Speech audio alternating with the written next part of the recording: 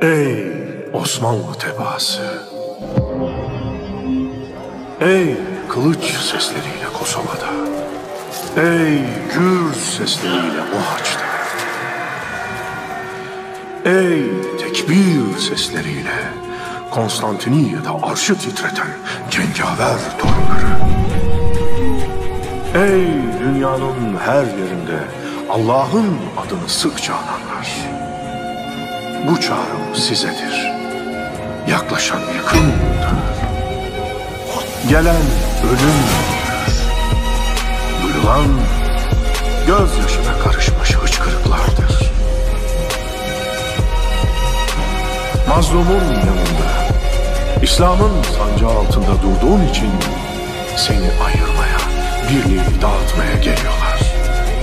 Yeni bir yüzyıl başlarken ben Sultan Abdülmecid Han oğlu Abdülhamit Han'ın yanında duracak mısın?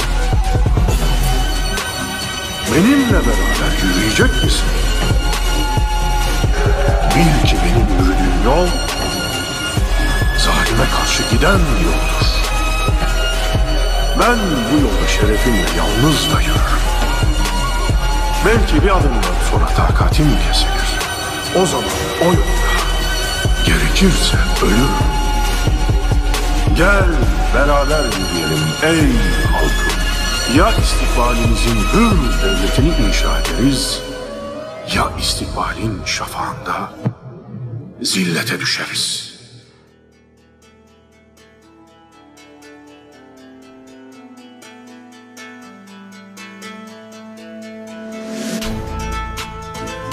Bayrağımızı açtığımız yerde tek hakim huzur olacak.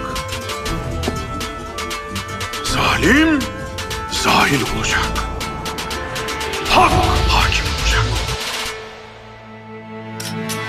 Kosova Cenk Meydanı'nda yankılanan ses neydi? İstanbul surlarında yankılanan ses neydi? Mohaç sahrası, Zafer Meydanı, Haçlı ordularının kılıcını kıran Arter ne demişti? Allahu Ekber! Allahu Ekber! Allahu Ekber! Allahu Ekber! Bugün zağlı kılıçların, katı bileklerin, cesaretle çarpan yüreklerin günüdür.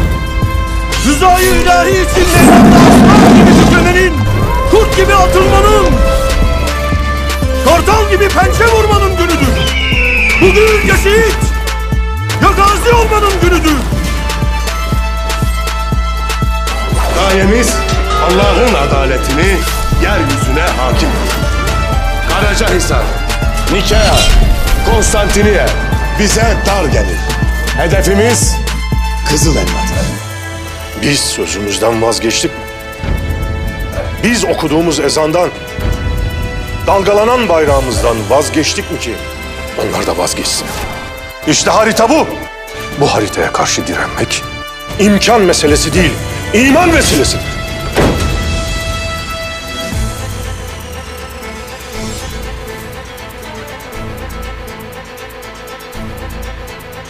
Çakallar istedi diye aslanlar ölmez. Şehitlerin kanlarıyla yoğrulmuş bu kutlu topraklara zalimin ve hainin çirkefi bulaşamayacak. Zafer zulme biat edenlerin değil, adalet peşinde koşanlarındır. Artık ordumuz için zafer vaktidir. Davamız Allah'ın adaletini çakıl taşına dahi yazmaktır. Şimdi bu uğurda gaza edecek. Zalimlere musallat Allah'ın gazabıyız. Bize güç veren imanımız, bizi alnı ak çıkaran vicdanımız, bize zafer nasip eden Allah'ımız.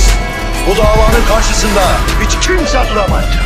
Ya Türk, ya Moğol, ya Kayı, ya Rum, ya küfür, ya iman. Bu dava Allah'ın davasıdır.